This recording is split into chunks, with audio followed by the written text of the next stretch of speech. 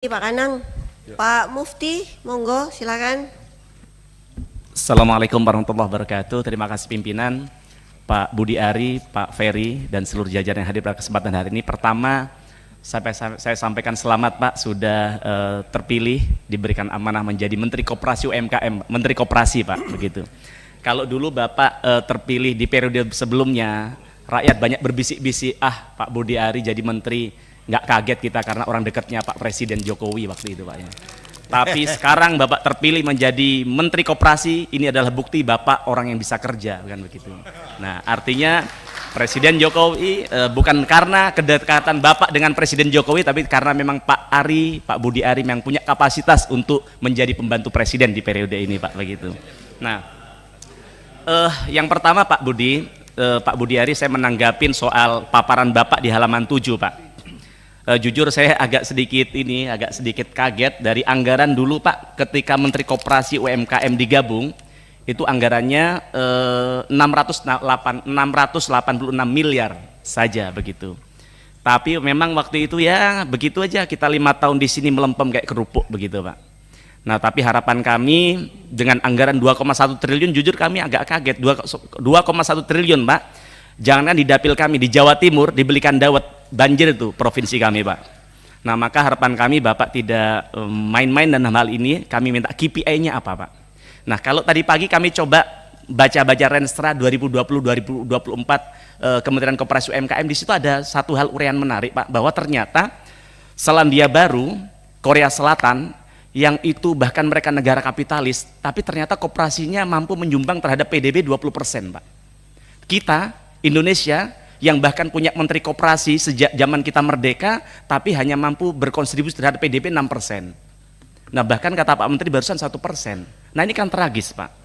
Nah, setelah kami baca lebih dalam di Renstra, Bapak harus baca, itu menarik, tadi pagi saya baca di Renstra, ternyata kenapa Selandia Baru bisa berkontribusi sekian besar terhadap PDB-nya, koperasinya, padahal tidak punya Menteri Koperasi UMKM, padahal negaranya negara kapitalis.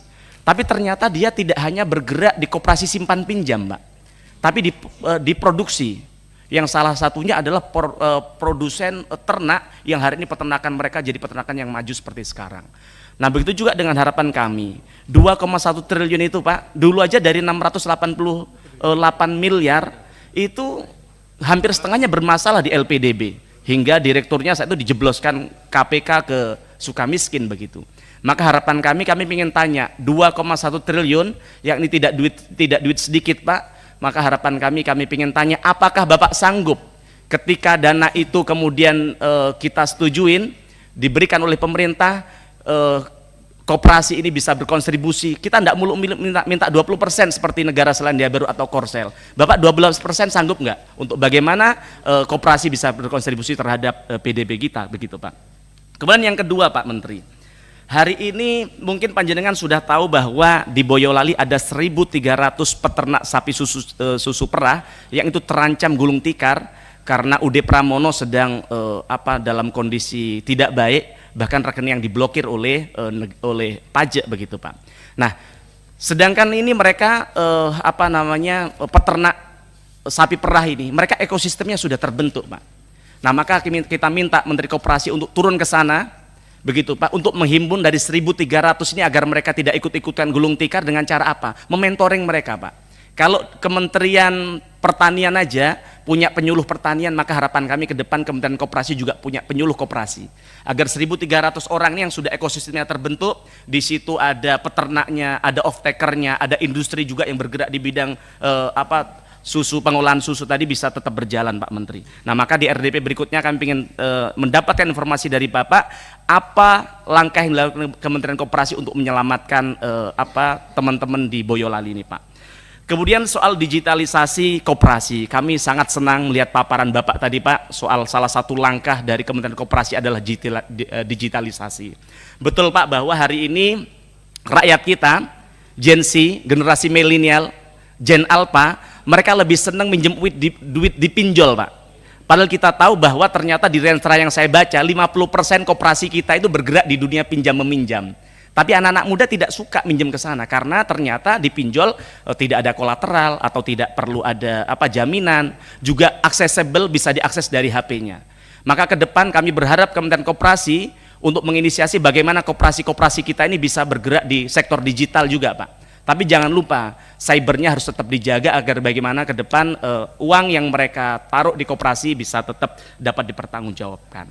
Terus kemudian Pak Budiari, Bapak adalah salah satu menteri di periode kemarin yang mendampingin Apple untuk bertemu Presiden Prabowo, betul nggak Pak? Nah, kemarin sedang ramai soal bagaimana Apple gagal investasi di Indonesia karena mereka minta tax holiday 50 tahun. Yang kemudian setelah ramai itu ternyata kemudian Apple menanggapinya dengan akan memberikan 10 juta investasi di Indonesia yang kalau saya jumlahkan hanya 157 miliar. Ini kan kacang, Pak. Kita ini bukan monyet yang harus dapat investasi sekecil itu begitu. Kalau memang main-main seperti itu sudah batalkan saja itu, Pak. Itu bukan hanya menghina bangsa kita, Pak. Itu menganggap kita ini orang dungu, bangsa yang tidak berpendidikan yang bisa dibodohin oleh mereka, Pak. Nah, maka harapan kami, Pak Menteri, koperasi di sini kita minta bukan hanya bergerak di sektor pertanian, peternakan, dan simpan meminjam, tapi bagaimana kita bisa berdikari di soal teknologi, Pak. Kita bisa belajar dari China yang hari ini sudah bisa memproduksi handphone sendiri. Bahkan mereka ketika diblok sama Google, Google tidak boleh masuk ke sana, GPS tidak boleh masuk ke sana, apakah kemudian China gulung tikar? Tidak. Sekarang mereka bisa menciptakan aplikasi sendiri, bisa punya Google sendiri di negaranya. Maka kita juga berangkat dari semangat ini, semangat yang sudah dilecehkan oleh namanya Apple ini, Pak, kita bisa menciptakan koperasi-koperasi itu bisa bikin namanya handphone lokal, Pak. Apakah tidak bisa? Bisa saja, Pak. Kalau negara kita punya ambil peran memblok bagaimana handphone dari luar negeri tidak boleh lagi masuk ke Indonesia. Karena Presiden Prabowo kita lihat punya semangat untuk bagaimana melokalisasi. Wong kendaraan saja bisa, maung saja bisa, masa handphone aja kita tidak bisa, kan begitu, Pak. Nah, harapan kami itu bisa dilakukan. Tapi kemudian, Pak, kalau baca soal ramai-ramai Apple tadi, ada ini komentar netizen yang menarik, Pak. Yaitu soal, wah Pak Mufti, kita ini bukan hanya dilecehkan oleh Apple. Ada orang bangsa kita yang melecehkan kita sendiri, Pak, yaitu Fufu Fafa katanya mereka, Pak. Nah, mohon maaf, Pak Menteri kan pernah di Komdigi, Pak, ya. Kami ingin tanyakan, Pak, agar ini simbol bangsa ini tidak dilecehkan terus-terusan sama netizen kita, Pak. Saya kan juga nggak terima, Pak, ini orang simbol bangsa kita ini dilecehkan oleh netizen. Maka kami ingin tanya kepada Pak Menteri, yang katanya Fufu Fafa itu sebenarnya bukan yang dituduhkan oleh netizen ini, Pak. Nah, maka sebagai bentuk pengabdian Bapak kepada negara, agar kegalauan rakyat ini bisa kemudian tidak terus-terusan terjadi, kami ingin diungkap di tempat ini sebenarnya yang Bapak sampaikan Fufu Fafa itu bukan si yang dituduhkan oleh netizen tadi, sebenarnya siapa, Pak? Agar ini biar segera selesai, agar para pemimpin bangsa ini bisa fokus bekerja sesuai dengan tupoksinya, Pak. Nah, terus kemudian yang terakhir soal judol, Pak. Soal judol masih terkait dengan tadi pinjol, Pak, yang saya sampaikan bahwa pinjol ini lingkaran setan dengan judol, Pak.